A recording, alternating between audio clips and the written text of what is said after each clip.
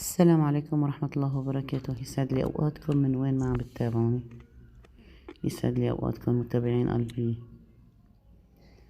طبعا مثل ما شايفين قدامنا المخلل لفت، هاي أكلات شتوية، وبعتذر لتأخيري بالتنزيل لإله. مخلل لفت رح نعمله سوا. غسلت اللفت منيح 3/4 وجاهي طبعا مثل ما بيقولوا، وقسمت شو بقولوا القبعة من فوق ومن تحت، وصار جاهز للتفريم وللتقسيم. في ناس بيعملوا زجزاج، في ناس بيعملوا حسب الأذواق. أنا عملت لكم إياهن عدة أطرق بالطول وبالعرض، وكيف ما بتحبوا أنتوا بتعملوهن. هي أول طريقة بهذا الشكل وهذا الموديل.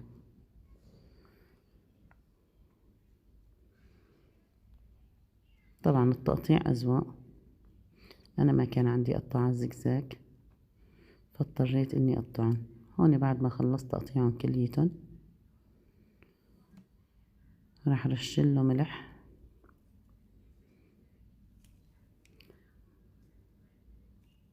واتركه شوي شغلة ساعة أو ساعتين، بيصفي منه شوية مي. هاي بيقولوا المي المرار.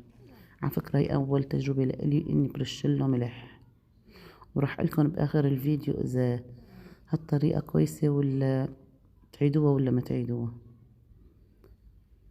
فرشيت له ملح وتركته ساعتين.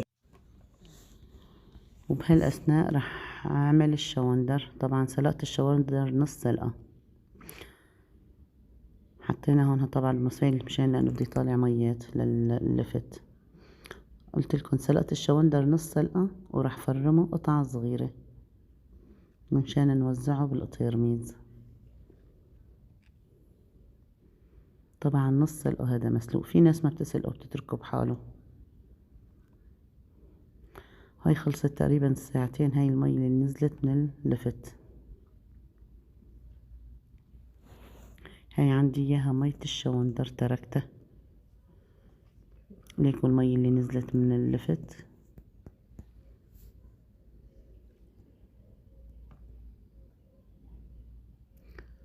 طبعا عقمت القطيرميز خل ابيض، ضروري نعقم القطيرميز. هلا رح ابدأ احط طبقة لفت وطبقة شوندر. شو بتسموه انتو عندكن هذا الشوندر؟ اكتبولي بالتعليقات. برجع بحط هاي قدامكن، راح اعبي قطرميز طبقة لفت وطبقة شوندر. بنضل مندق القطرميز منشان يوسع اكبر كمية. نضغط عليه قد ما فينا منوسع فيه.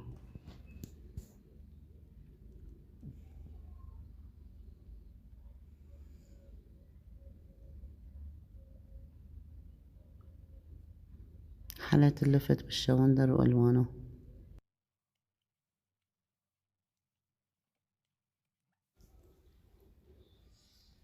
هاي خلصنا القطرميز، وراح اخلص الكمية. برجع بعيد عليكم اهم شغلة نعقم القطيرميز، والمي اللي نحطها باللفت تكون مغلية. عبينا الدنيا بالشوندر ما في مشكلة. هاي راح ابدأ بالقطرميز التاني نخلصه على السريع.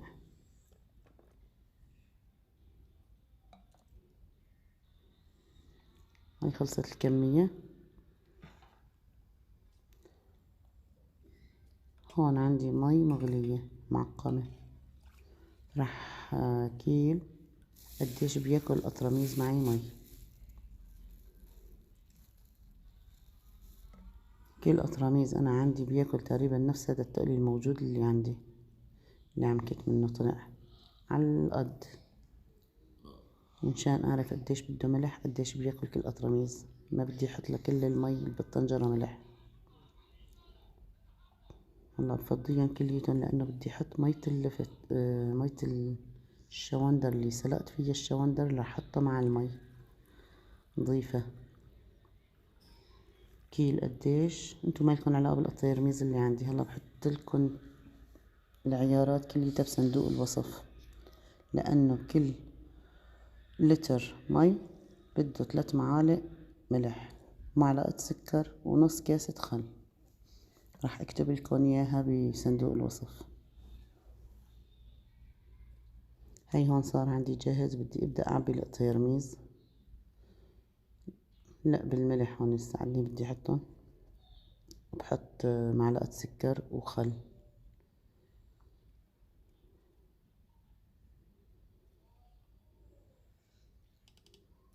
هون تقريبا هذا طلع عندي لترين مي.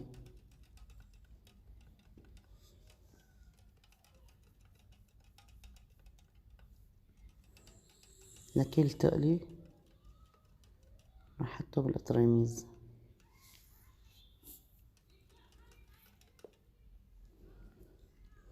وهي زدته خل، انا حاطة هون نص كاسة خل بس الكاسات اللي عندي صغار.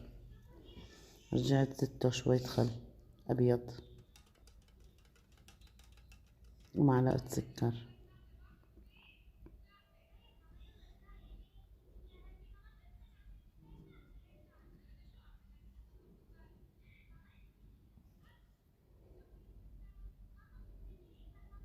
اجباري ندوق مشان نعرف الطعمة، مالحة زيادة حلوة زيادة.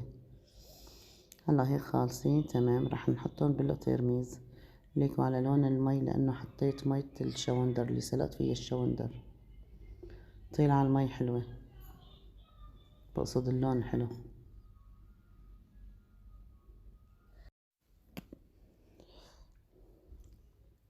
الحمد لله المي اللي عيرتها طلعت على العيار، لا زاد عندي مي وملح ولا زاد عندي مي شوندر، عالتمام كليتها. خلصنا هي اخر قطرميز. طبعا بيضل بمكان دافي بالغرفة، من الافضل ما نحطه بالمطبخ لانه الدنيا شتي. طبعا هذا شتوي جنب الصوبة، مو بلزق الصوبة لا، يعني بالغرفة اللي فيها الصوبية. راح نغطيهم منيح. بس اذا بنحطهم بكيس اسود ما يجيهم الضوء عتمة بكون افضل. ومثل ما وعدتكم احكي لكم اخر الفيديو الملح اللي رشيته للفت. انا بنصح بلا، ما حبيته الطريقة اللي كنت بعملها بدون رشة ملح، فبتحسي ارتخى المخلل بالملح. بدون ملح افضل. وحبيتوا تجربوه جربوه كمان كان طلع ناجح. يعني هي قدامكم طلع المخلل وشوفوا كيف فرجة. بس بلا ملح انا حسيت بيطلع لسه على اقسى مثل الازاز. ان شاء الله صحتين وهنا. اكتبوا لي بالتعليقات اذا عجبتكم الطريقة. كل سنة وانتم سالمين.